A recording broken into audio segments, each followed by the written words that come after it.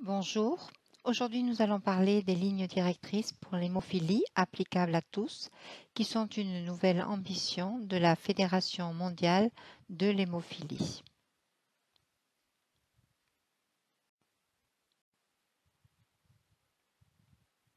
Je vais vous parler du chapitre 8 qui concerne les lignes directrices pour la prise en charge de l'hémophilie et des inhibiteurs.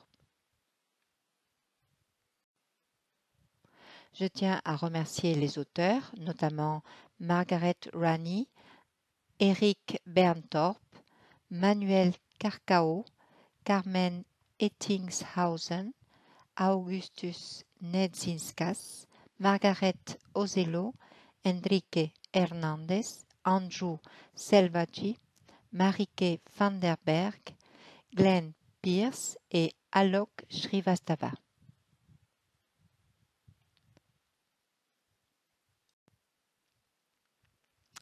Les inhibiteurs dans l'hémophilie sont des allo-anticorps immunoglobuline G ou IgG dirigés contre le facteur de coagulation exogène 8 ou 9 qui neutralise la fonction des concentrés de facteurs de coagulation administrés.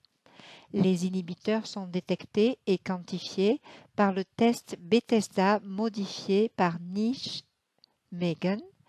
Les inhibiteurs sont rencontrés chez les patients atteints d'une hémophilie sévère et sont plus fréquents dans l'hémophilie A que dans l'hémophilie B. Les inhibiteurs sont associés à une charge de morbidité plus importante. Cette charge de morbidité comprend des complications hémorragiques plus graves, davantage de réactions allergiques, un taux d'hospitalisation plus élevé, des coûts de traitement plus importants et un taux de mortalité plus élevé que chez les patients sans inhibiteurs.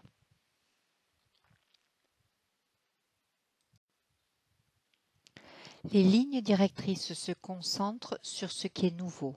Il s'agit notamment de la prise en charge des saignements, du dépistage des inhibiteurs, de l'induction de la tolérance immunitaire ou ITI, des procédures chirurgicales et invasives et du changement de produit.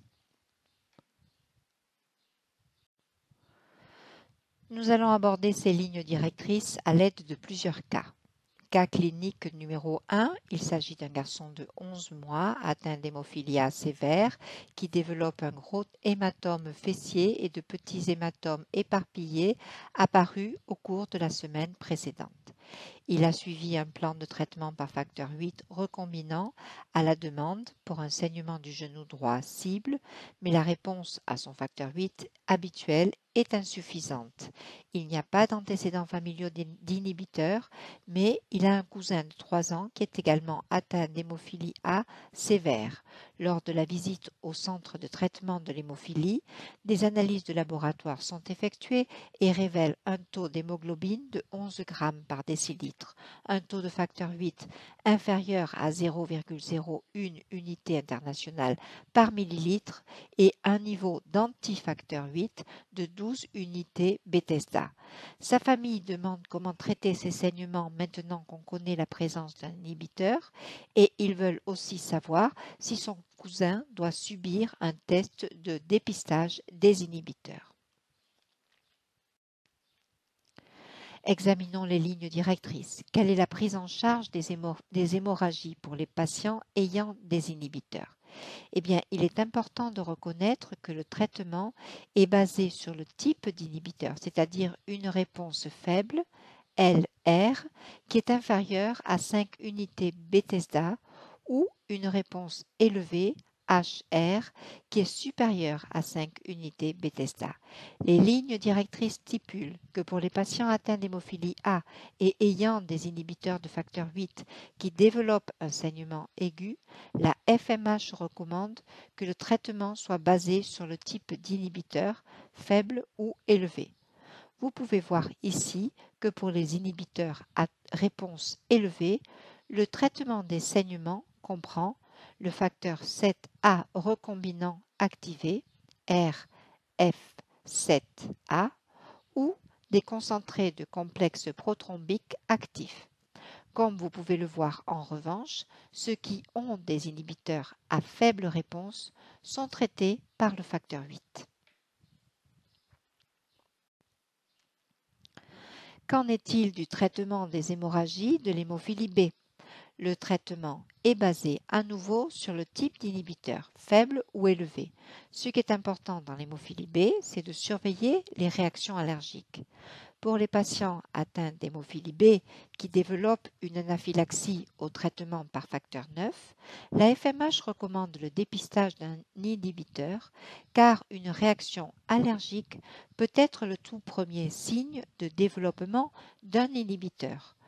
Pour les patients atteints d'hémophilie B et qui répondent bien aux inhibiteurs du facteur 9, la FMH préfère le RF7A au concentré de complexe protrombique activé, qui est un concentré de complexe protrombique activé ou APCC pour traiter les saignements aigus, car le APCC contient du facteur 9 et peut causer ou aggraver une réaction allergique. Cela est illustré dans le tableau ci-dessous. À droite, les inhibiteurs à réponse élevée, où l'on préférera le RF7A ou bien le concentré de complexe protrombique activé.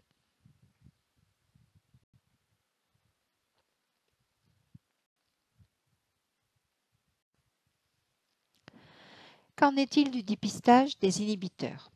Nous avons un cousin qui n'a jamais été dépisté auparavant. Il est donc essentiel de reconnaître que le dépistage doit se faire après une première exposition au facteur et au moins tous les 6 à 12 mois, puis annuellement comme nous le faisons habituellement dans nos centres de traitement de l'hémophilie. Le dépistage des inhibiteurs peut également avoir lieu après une exposition intensive au facteur de plus de 5 jours en cas d'hémorragie récurrente ou de saignement dans une articulation cible malgré un traitement adéquat, en cas de non-réponse à un traitement adéquat, en cas de récupération du facteur plus faible que prévu ou en cas de réponse clinique ou de laboratoire sous-optimale à un traitement de remplacement. Il est également effectué avant toute intervention chirurgicale et en cas de réponse post-opératoire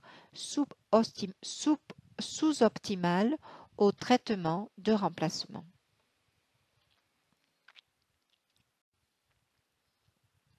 Passons au cas clinique 2. Les saignements du patient se résorbent avec le facteur 7A recombinant et vous présentez aux parents le concept de la tolérance immunitaire.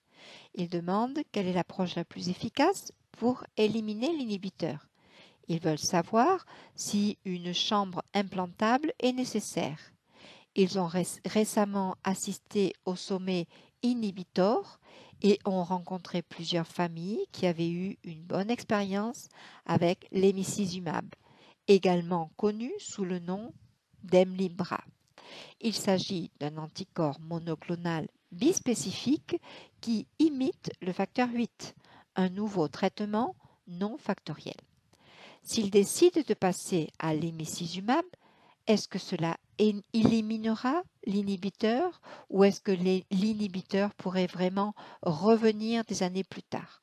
Comment traiterait-il les saignements s'ils utilisaient l'emicizumab à titre prophylactique?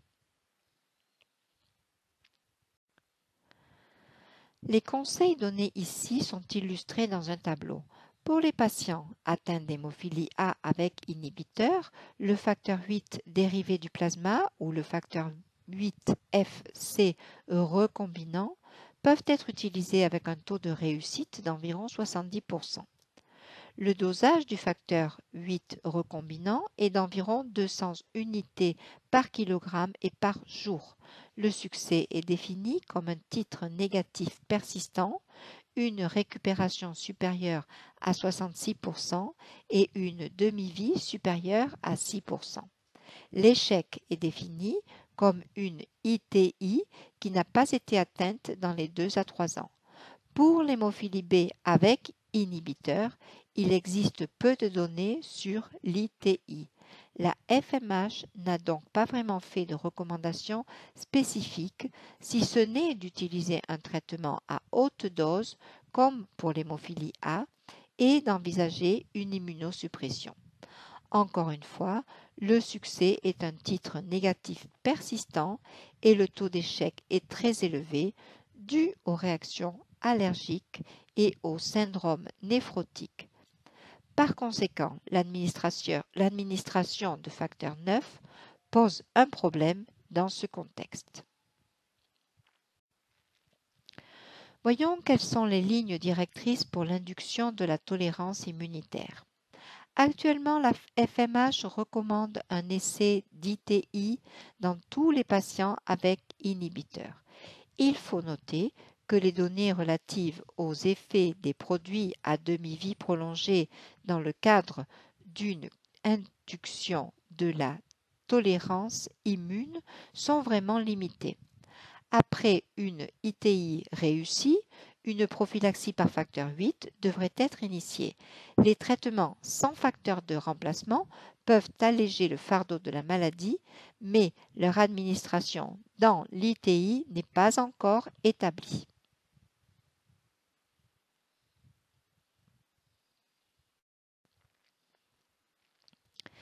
Quant à l'induction de la tolérance immunitaire, que pouvons-nous faire pour traiter les patients réfractaires à cette approche?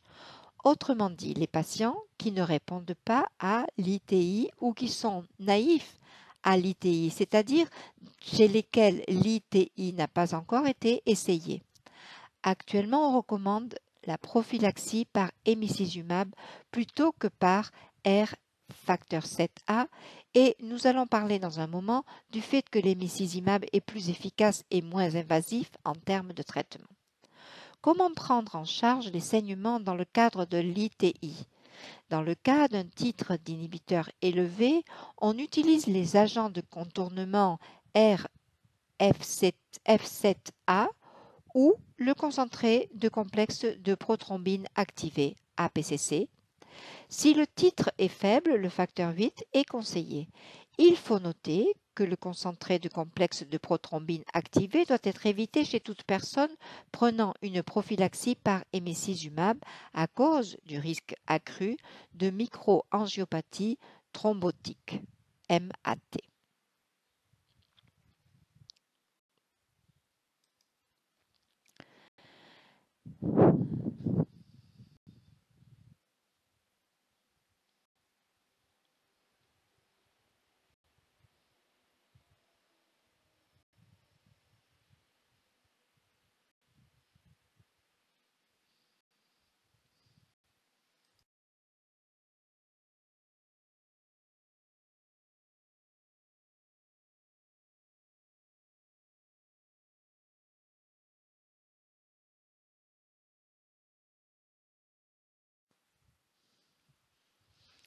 Examinons maintenant les recommandations spécifiques. La première montre que la prophylaxie par emicizumab est recommandée pour les patients avec inhibiteurs persistants.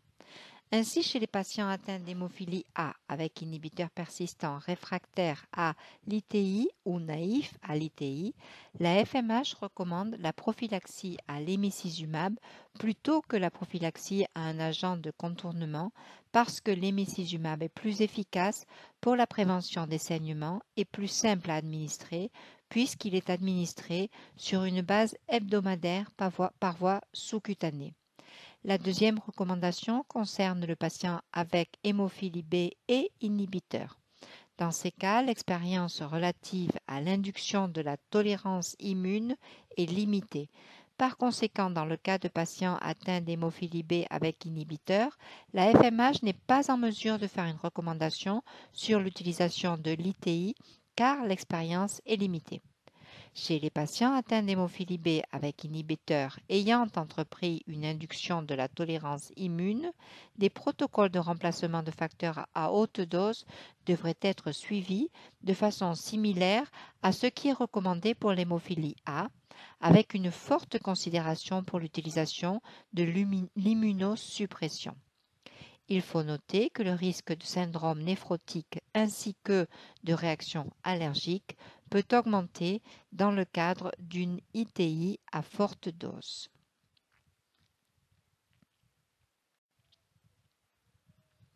Examinons les recommandations pour la prise en charge des hémorragies et l'imicizumab. Ainsi, chez les patients atteints d'hémophilie A avec inhibiteur sous prophylaxie par hémicizumab, le R facteur 7A est préféré au concentré de complexe de prothrombine activé en raison du risque de microangiopathie thrombotique. Une incidence accrue de microangiopathie thrombotique a été signalée chez des patients recevant à la fois concentré de complexe de prothrombine activé et hémicizumab. Une surveillance étroite est recommandée chez ceux qui présentent des facteurs de risque de thrombose tels qu'un antécédent de thromboembolie, une obésité, un tabagisme, une infection chronique ou une inflammation. Une surveillance étroite est également recommandée chez les patients sous RF7A qui présentent ces facteurs de risque, même si le risque semble faible.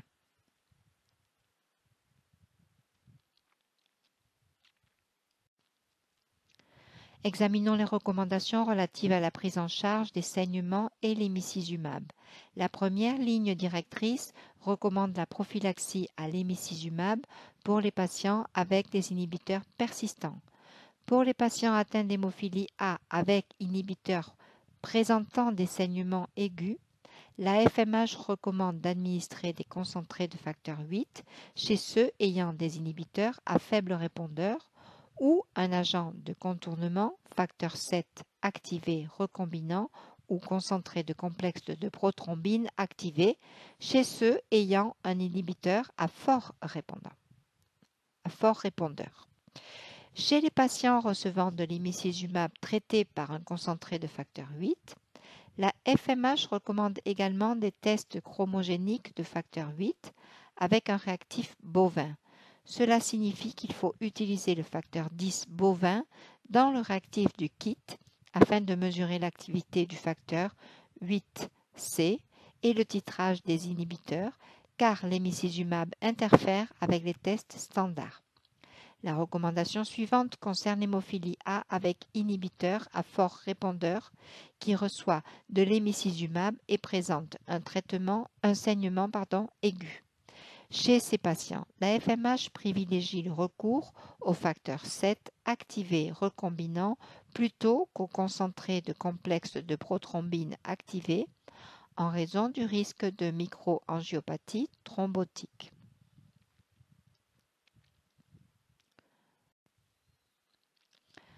Passons au cas clinique 3. L'oncle maternel de l'enfant est un homme de 43 ans atteint d'hémophilie A sévère avec l'antécédent d'un titre d'inhibiteur de 5,7 unités Bethesda.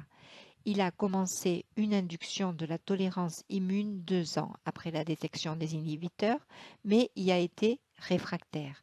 Il a donc pris du RF7A pour les saignements. Il souffre maintenant d'une arthrite douloureuse à la cheville droite et le chirurgien recommande une chirurgie de fusion de la cheville. Les analyses de laboratoire actuelles révèlent un taux d'antifacteur 8 de 4,5 unités Bethesda. Il dit que son neveu a récemment commencé à prendre de l'hémicizumab toutes les semaines et il se demande s'il pourrait aussi passer à l'hémicizumab. Mais il y a quelques questions à se poser. Peut-il passer à l'hémicizumab tout de suite ou doit-il attendre d'être opéré? Une fois sous hémicizumab, pourra-t-il continuer à prendre du RF7A pour prendre en charge ses hémorragies?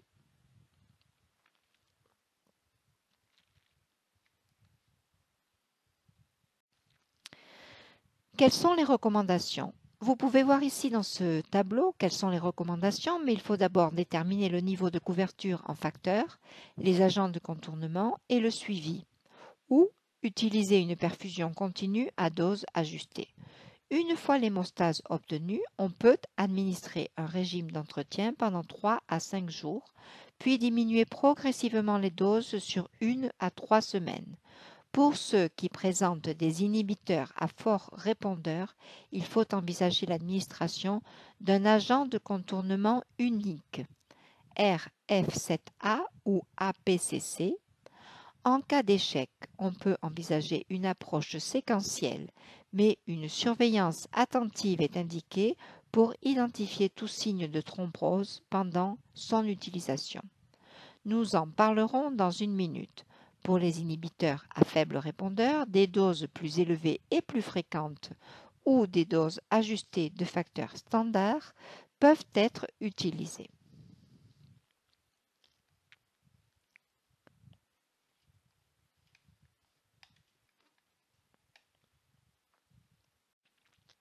Regardons maintenant les lignes directrices pour la chirurgie et les procédures invasives. La recommandation 8.3.10 que vous pouvez voir en haut fait référence aux patients avec inhibiteur contre le facteur 8 à faible répondeur. Ici, ce que nous voyons, c'est que chez les patients atteints d'hémophilie A avec inhibiteur à faible répondeur qui subissent une intervention chirurgicale ou une procédure invasive, la FMH suggère d'administrer des doses plus importantes de facteur 8 de façon plus fréquente que d'habitude en raison de la courte demi-vie du facteur 8. Qu'en est-il des patients présentant des inhibiteurs à fort répondeur? Pour les patients atteints d'hémophilie A et présentant des inhibiteurs à fort répondeur qui doivent subir une intervention chirurgicale ou une procédure invasive, la FMH recommande un traitement par agent de contournement avec F7A ou APCC à la discrétion du clinicien traitant. En cas d'échec du traitement avec un seul agent de contournement, le traitement séquentiel, à savoir l'alternance de facteur 7 activé recombinant et de concentré de complexe de prothrombine activé, représente une autre option thérapeutique potentiellement plus efficace. La FMH recommande également une surveillance étroite de tout signe de thrombose et la prise en compte du risque potentiel de thrombose chez le patient comme mentionné précédemment. Continuons à examiner les recommandations générales pour la chirurgie et les procédures invasives. Encore une fois, il faut déterminer le niveau de couverture en facteurs, les agents de contournement et le suivi, ou bien administrer une perfusion continue à dose ajustée. Pour les inhibiteurs à fort répondeur, le RF7A est préférable à l'APCC chez ceux qui prennent une prophylaxie à l'hémicizumab, tandis que chez les patients avec inhibiteurs à faible répondeur, les produits de facteur 8 sont conseillés dans le cadre d'une procédure chirurgicale. Une fois l'hémostase obtenue, on doit maintenir le traitement pendant 3 à 5 jours et diminuer progressivement les doses sur 1 à 3 semaines. Quelles sont les recommandations pour les patients atteints d'hémophilie A recevant une prophylaxie à l'hémicizumab qui subissent une intervention chirurgicale majeure ou une procédure invasive? Dans ces cas, la FMH recommande d'administrer des concentrés de facteur 8 pour ceux ayant des inhibiteurs à faible répondeur. Pour les patients avec des inhibiteurs à fort répondeur, la FMH privilégie le recours au facteur 7 activé recombinant plutôt qu'au concentré de complexe de prothrombine activé en raison du risque de microangiopathie thrombotique. La FMH ne fait aucune recommandation sur la dose, la fréquence ou la durée spécifique, car les données sont insuffisantes. La remarque est importante. La prudence est de mise lorsque le RF7A est utilisé chez des patients recevant une prophylaxie à l'hémicizumab qui présente des facteurs de risque de thrombose, par exemple l'antécédent d'une thromboembolie veineuse, l'obésité, le tabagisme, l'infection chronique, inflammation générale. En raison au risque d'infarctus du myocarde aigu sans élévation du segment ST ou d'une embolie pulmonaire. La deuxième recommandation concerne les personnes atteintes d'hémophilie B. Pour les patients atteints d'hémophilie B avec des inhibiteurs dirigés contre le facteur 9 qui subissent une intervention chirurgicale, la FMH recommande le RF7A plutôt que l'APCC, car l'APCC contient du facteur 9 susceptible de provoquer ou d'aggraver une réaction allergique.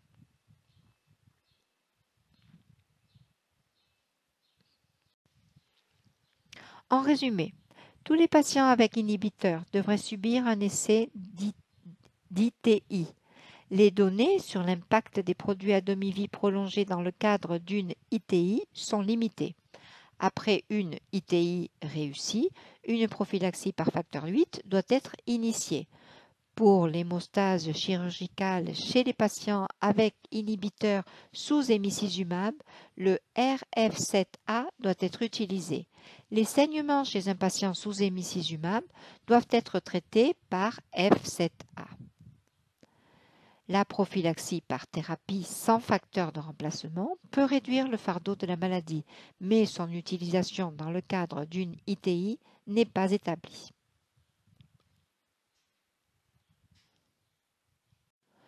Je tiens à remercier l'Hemophilia Alliance pour son soutien à l'élaboration de cette présentation.